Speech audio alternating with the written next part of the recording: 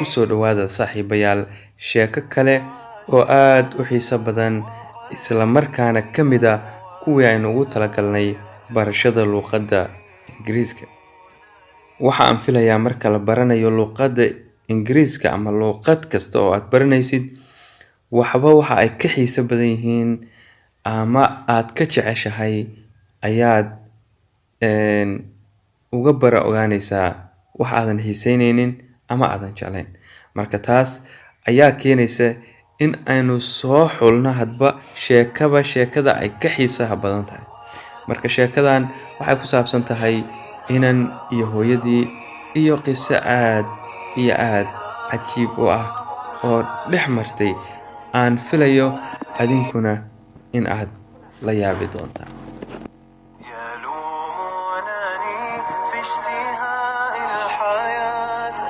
My mom only had one eye. I hated her. She was such an embarrassment. My mom ran a small shop at a flea market.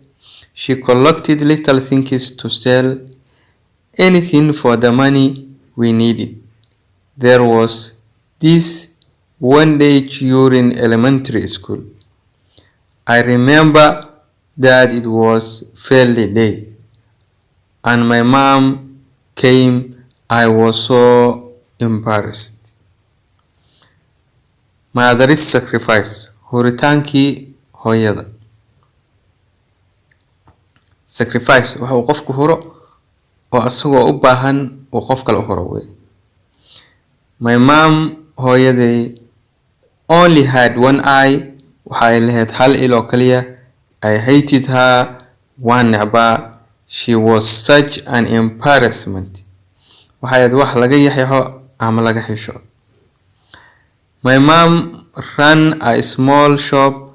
Waxa ay ka shaqayn jirtay oo ay lahayd dukaan yar at a flea market oo ku yaala suuq alaabaha celiska lagu gado. Flea market. She collected little things. Waxyaabo yar ay soo ururi jirtay to sell si ay u iibiso. Anything wax kasta.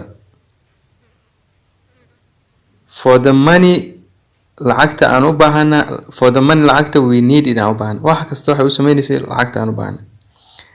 There was this one day. Maalintan ayaa jirtay during intii aan ku guda jiray ama lagu guda jiray elementary school dugsigii hoose. Waan dhiganay. I remember waxaan xusuustaa that it was fairly day in I had maalin ciyaareed oo barxadda ciyaarta ardadu ay isugu soo baxeen.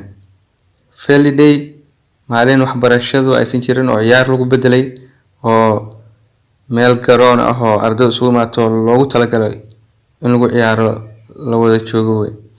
And my mom hooyaday came ayaa timid. I was so embarrassed. Aad ayaana iskugu yaxyaxay ama aan u ceebsaday. How could she do this to me? I threw her a hateful look and ran out. The next day at school, your mom only has one eye, and they taunted me. I wished that my mom would just disappear from this wall. So I said to my mom, Mom, why don't you have the other eye? You are only going to make me a laughing stock. Why don't you just die? My mom didn't respond. I guess I felt a little bad, but at the same time, it felt good to think that I had said what I wanted to say all this time. How could she do this to me? Sidaan igu samayn kartaa ayaan isweydiiyey markii ay timid. I threw her a hateful look. Si nacayb uu ka buuxo ayaan u fiiriyey. And ran out waanan orday.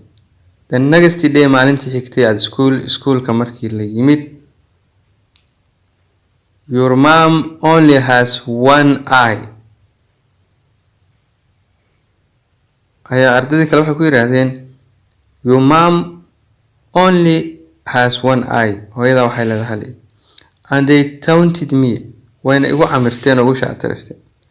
I wished waxaan tamaniyay that my mom would just disappear from this world.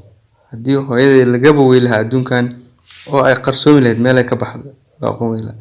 I wished waxaan tamaniyay that my mom in hooyada would just disappear, ay ka qarsoomi lahayd oo laga way lahaa from this world adduunkan.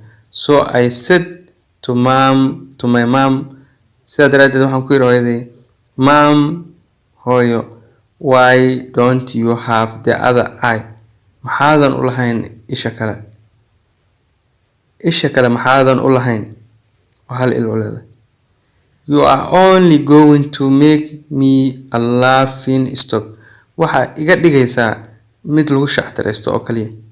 You are going to make, waxaa iga dhigaysaa to make me, waxaa iga dhigaysaa aniga a laughing stock. wax lagu shactiraysto ayaa iga dhigaysaa. Why don't you just die? maxaa u dhima weyse? My mom, hooyaday, didn't respond. ima aysan jawaabin. I guess waxaan qiyaasayaa I felt, waxa aan dareemay a little bad. wax yaro xumaanahan dareemay inaan sameeyay macnaha. But laakiin at the same time, isla waqtigaas, it felt good. wanaag ayaan dareemayay to think inaan ku fakaro that in I had said and iri what I wanted, wixii aan doonayay to say inaan iraahdo all this time, waqti kasta. I guess waxaan qiyaasayaa I felt a little bad, hogaa yaro xumaanaan dareemay marka hadalkaas iri. But laakiin at the same time, isla waqtigaas, it felt good. wanaag ayaan dareemayay to think inaan ku fakaro that I had said inaan iri what I wanted, wixii aan doonayay to say inaan iraahdo all this time, waqtigan oo dhan.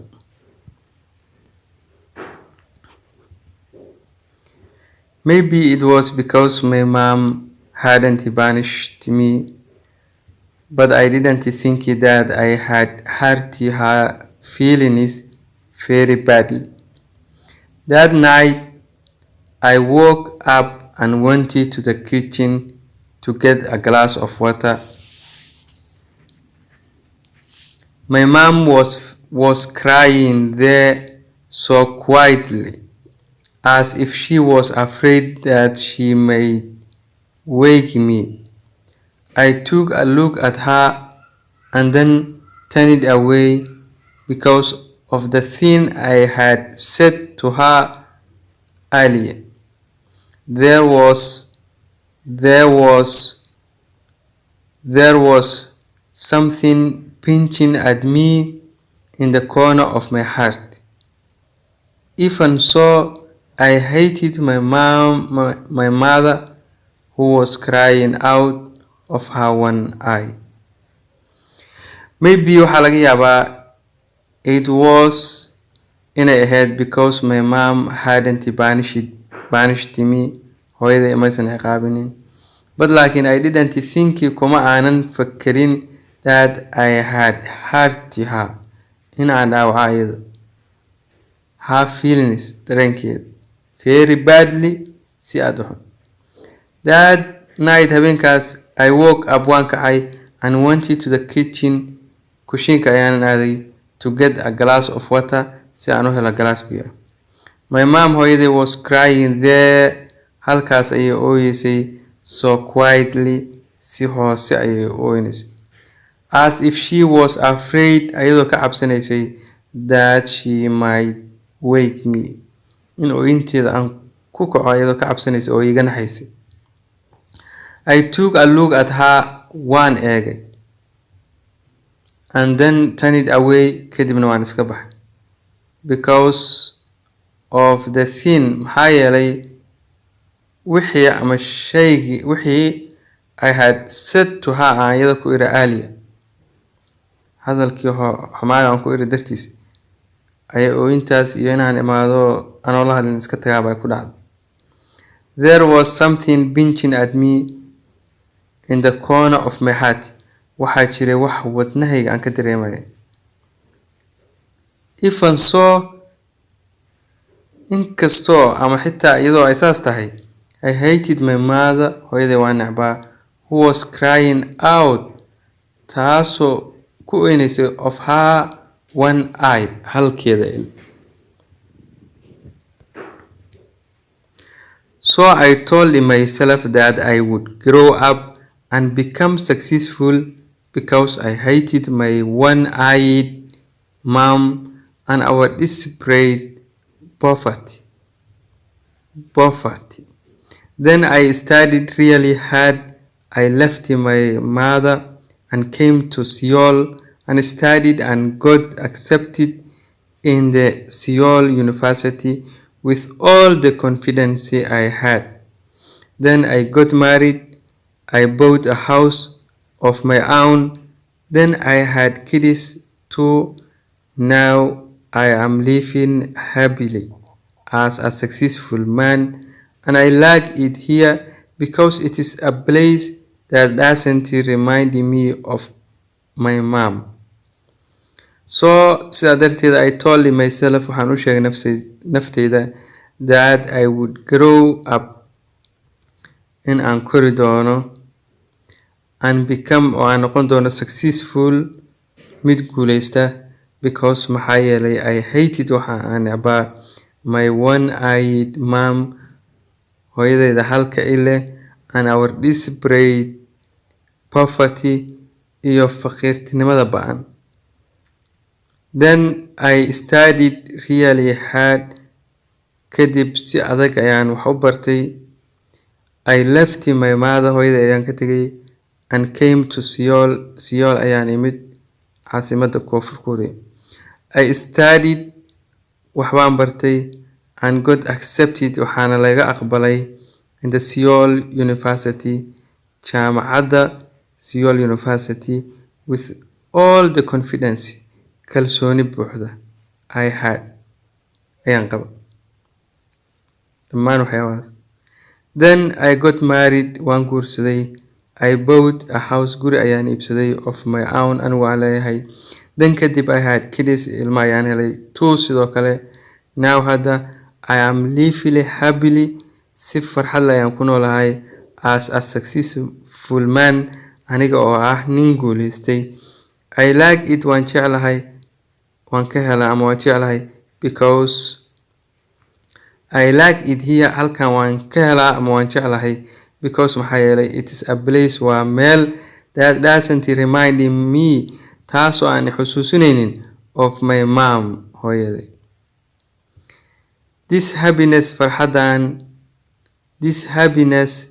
was getting bigger and bigger when someone unexpected came to see me. What? Who is this? It was my mother. Still with her one eye, it felt as if the whole sky was falling apart on me. My little girl ran away, scared of my mommy's eye. This happiness, farxadan, was getting bigger and bigger. Waxay ahayd mid sii siyaadaysay oo sii kordhaysa. When someone, markii qof unexpected came, uu u yimid si aan la filayn to see me, si uu arko. What? Waa maxay? Who is this? Waa kuma kan? Qofkan? It was my mother, hooyaday ayay ahayd markaan saas ku iri. Still with her one eye, welina hal ilayleed, halkeeda ilayleed. It felt as if the whole sky was falling apart on me. Waxaan dareemay in cirka dhan uu igu soo dumayay. My little girl, gabadheeda ran away, waa carartay, scared, ayadoo ka cabsanaysa of mommy's eye, isha hooyadii halka il ee hooyadii. La soco qaybta kale oo aan goor dhow aan soo gudbin doono haddii eebaha awoodda leh uu raali ka noqdo. Intaas kasii horeysana share, like, comment, subscribe intaba haddii uu kusoo gaaro muuqaalkan oo aad ka hesho ama aad isleedahay cid baa ka heli karta, isugu dar. Inta aynu mar kale dib isugu soo laaban doono muuqaalkan kiisa xiga. Nabad gelyo.